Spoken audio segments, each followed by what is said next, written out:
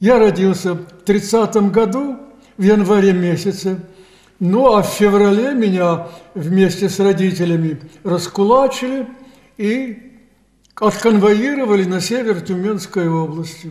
У нас в Екатеринбурге открыли захоронение на 12-м километре, в третий раз открыли его. Это было что-то ужасное. 18,5 тысяч людей расстреляли в 1937-1938 годах, и их захоронили. Я был тогда членом областного правления Ассоциации жертв политических репрессий. Это меня так тронуло, что я по горячим следам написал книгу «Жертвы и палачи».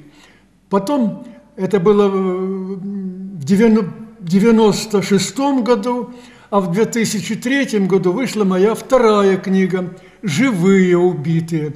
Здесь я углубляю, как так сказать, вот это, то, что я наблюдал и видел. Ну и вот эта книга, это не только о моем детстве, об Увате, это о людях и, в общем-то, размышления о настоящем и прошлом нашего народа. Книга называется «Окаянные времена». Примерно половина, а то и более страниц этой книги посвящены Уватскому району.